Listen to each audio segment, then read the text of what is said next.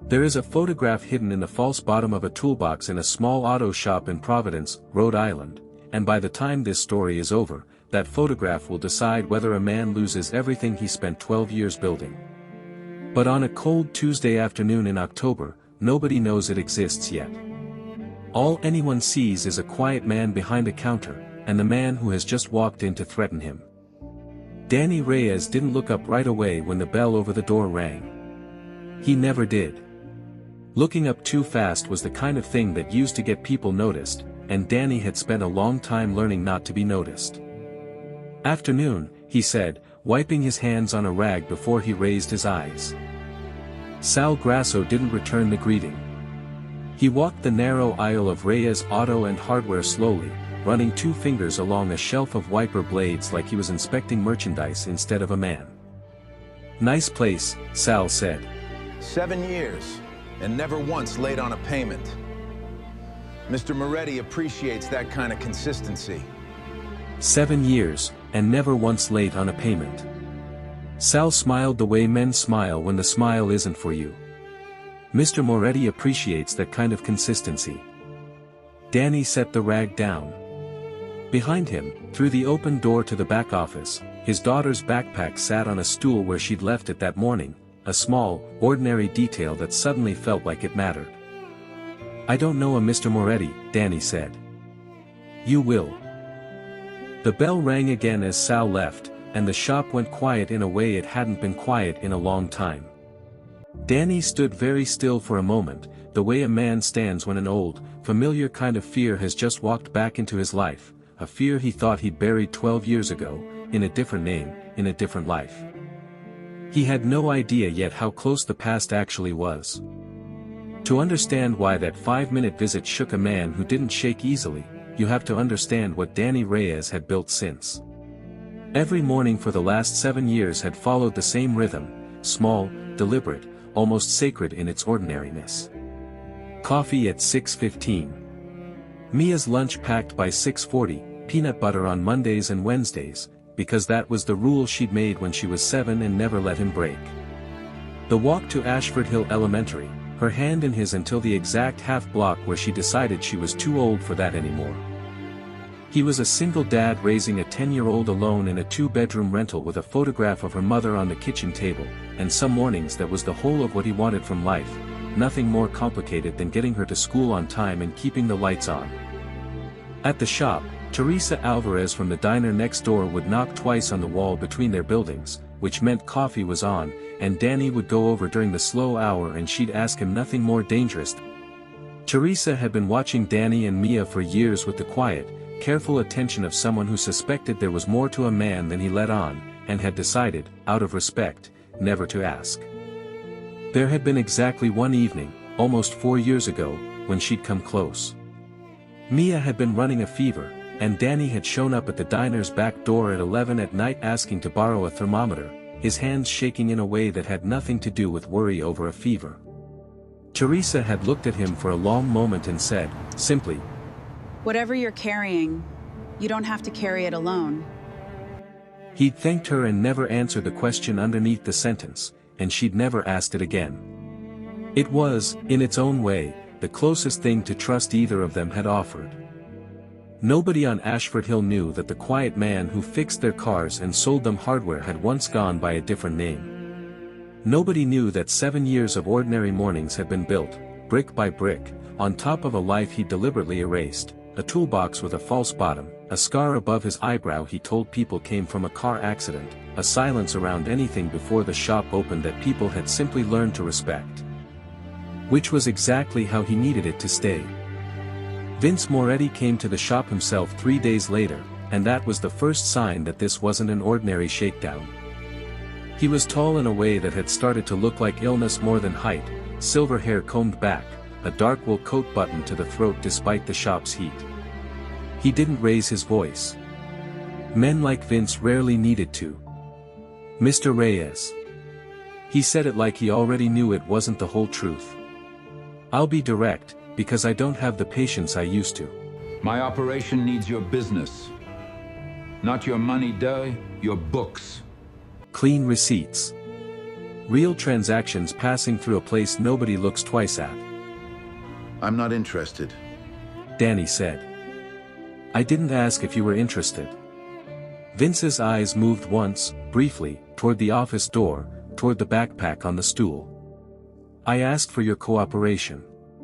There's a difference, and I'd rather you understand it before it becomes a problem. It was a threat wearing the clothes of a business proposal, and Danny had heard men talk that way before, a lifetime ago, in a different life, standing on the other side of exactly this kind of conversation. I'll think about it, he said, because saying no outright, to a man like this, in front of his daughter's things, felt like lighting a fuse. Vince nodded once, satisfied for now, and left the way he'd come, unhurried, certain. Danny didn't move for a long time after the door closed. He was thinking about a warehouse by the docks, 12 years gone, and a name he hadn't spoken since.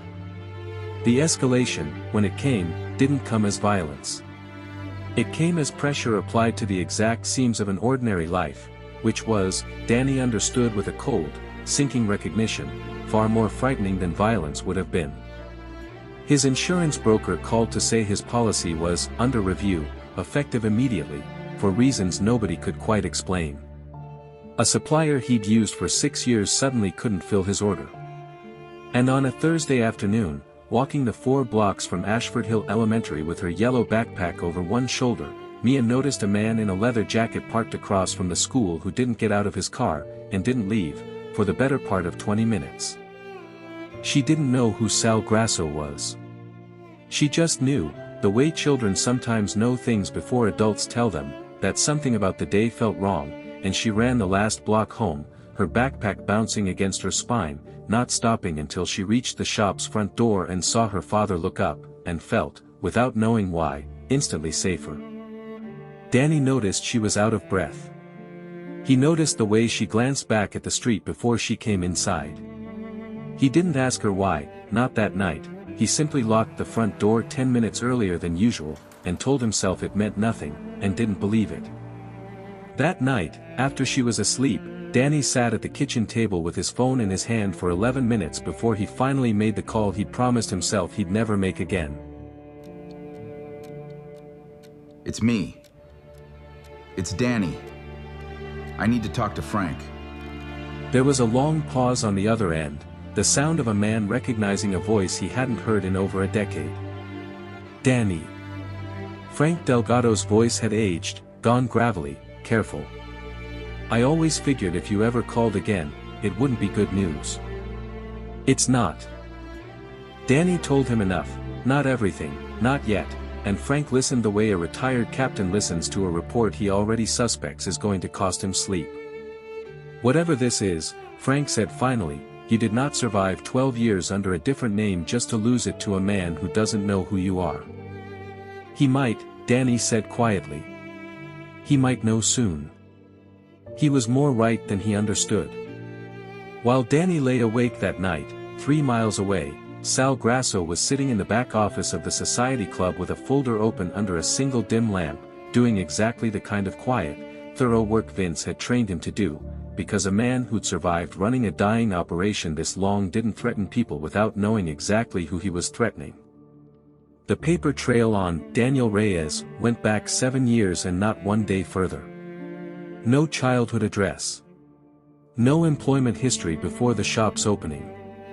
To Sal, that kind of gap wasn't suspicious, it was a signal, and signals were worth following. It took him 4 more days of careful digging through old court records to find it, a grainy black and white surveillance photograph, paperclipped inside a case file from a prosecution 12 years old, the trial that had sent half of Robert Moretti's inner circle to prison, and Robert Moretti himself to a cell where he was killed 8 months later. In the photograph, standing beside the lead investigator on the courthouse steps, was a much younger man. Leaner. No gray yet in his hair. But the eyes were unmistakable. Sal carried the folder to Vince's office without a word, and set it on the desk, and stepped back. Vince looked at the photograph for a long time before he said anything at all. Get me everything on this. Everything. He was not thinking, in that moment, about the shakedown, or the shop, or the ledgers that needed cleaning. He was thinking about his brother's face, and a prison yard, and 12 years of believing he understood exactly who was responsible for it. He was wrong about that, though it would cost him several more days, and one devastating conversation, to find out how wrong. That same night, Danny couldn't sleep, and when he finally did, he dreamed of the warehouse. It was always the same version of it. Cold air off the water, rusted shutters, the particular blue quality of light that only exists at 3 in the morning near a dock. 12 years ago, that warehouse had been the last stop of an operation that took 18 months to build and 11 seconds to fall apart, a deal gone wrong, a gun that shouldn't have been there, a young detective named Marcus Cole diving for cover through a broken window and leaving a piece of himself, literally, in the glass. The scar above his eyebrow had come from that window, not the car accident he told people about. What he remembered most, though, wasn't the glass.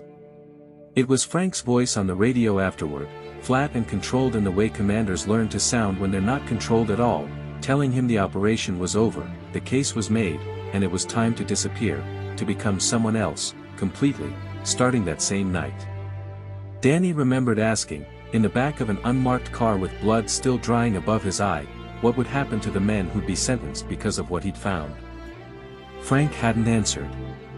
Some questions, Danny had learned since, don't have answers that make anyone feel better, only answers that are true. He woke before dawn with his heart going hard in his chest, and lay there in the dark of the quiet little house, listening to Mia breathing steadily down the hall, and understood that the past he'd buried in that warehouse 12 years ago had just been dug back up by a man 3 miles away, and there was no window left to dive through this time. The confrontation came on a Tuesday night, after Danny had locked the front register and sent Mia ahead to wait with Teresa at the diner, a small mercy of timing that meant she was 15 feet away, through a wall, when it happened, and not standing in the room. Vince didn't knock.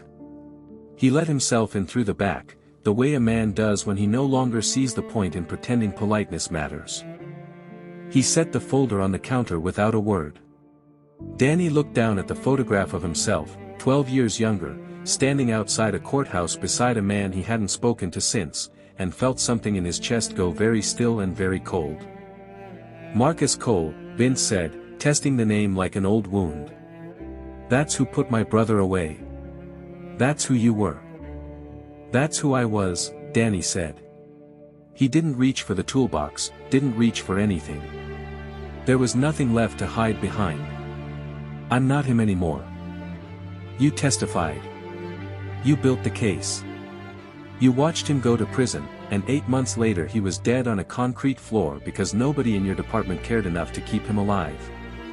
Vince's voice never rose, and somehow that made it worse. 12 years, and I finally get to look the man responsible in the eye.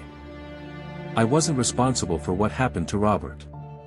Danny's voice cracked on his brother's name in a way that made Vince go very still. I fought to stop it. I filed the request myself, protective custody, before he was even sentenced. It was denied by people above my pay grade, and I have spent 12 years living with the fact that I didn't fight hard enough to make them listen. For a moment, neither man said anything. It wasn't relief on Vince's face. It was something rawer, the look of a man being handed a version of events he'd spent 12 years refusing to consider, because the version he already had was easier to carry. Prove it, Vince said finally, and walked out without another word, leaving the folder on the counter behind him. Danny stood alone in the shop for a long time, listening to his own pulse, understanding that prove it was not a dismissal. It was a door, left open a crack, by a man who badly wanted a reason not to destroy what remained of Danny's life, and didn't yet know how to ask for one directly. He called Frank that night, and Frank, to his credit, didn't hesitate. The request memo, Frank said. I kept my copy. I don't know why, guilt, maybe. I've had it in a box in my garage for 12 years. I need it. You'll have it tomorrow. Vince came back the following night, alone this time, no Sal, no folder of his own, just a tired man in a dark coat standing in a shop that smelled faintly of motor oil, waiting. Danny set the memo on the counter between them, a photocopy, slightly yellowed, dated 11 days before Robert Moretti's death, requesting his transfer to protective custody, signed by Detective Marcus Cole, and beneath it, a second document, the denial, signed by someone else entirely, someone whose name meant nothing to either of them anymore. Vince read it twice. His hands, Danny noticed, were not entirely steady. Who denied it? Vince asked, tapping the second signature. A name that doesn't matter anymore. A man who retired the same year your brother died and never had to answer for the decision to anyone. Danny kept his voice level, though it cost him something to do it. I wasn't in the room when they made that call. I wish to God I had been. Vince didn't answer right away.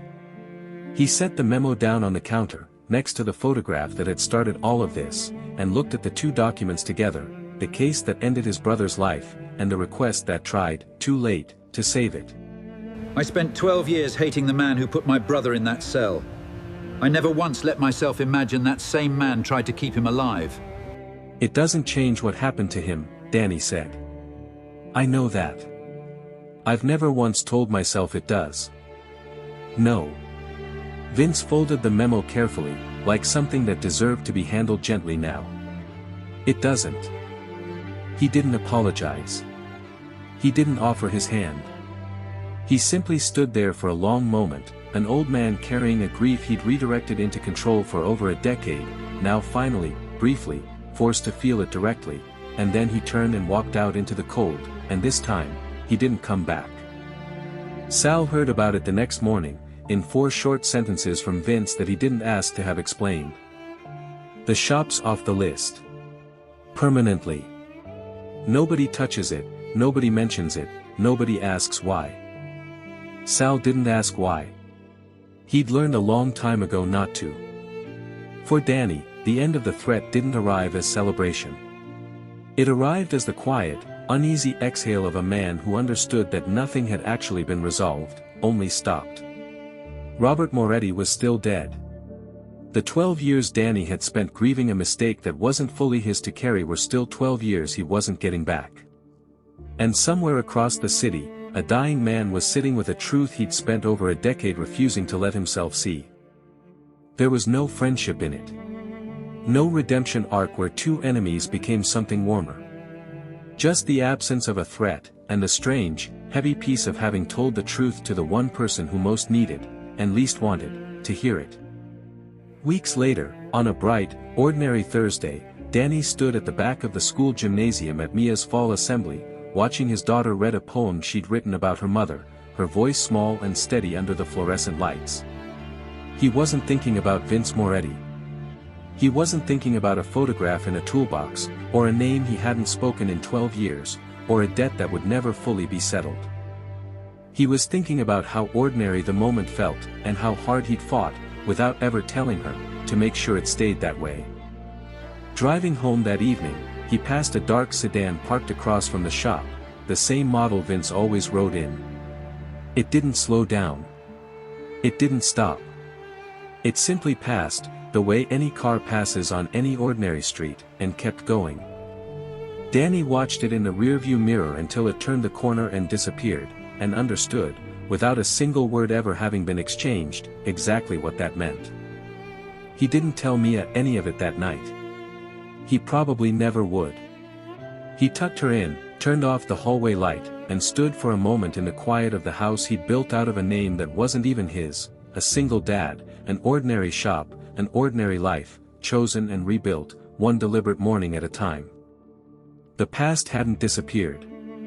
It never really does.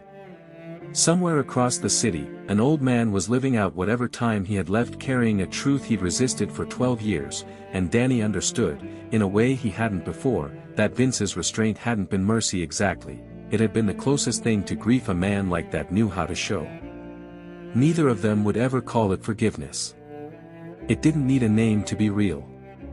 But maybe, Danny thought, that was never the point of burying the past in the first place.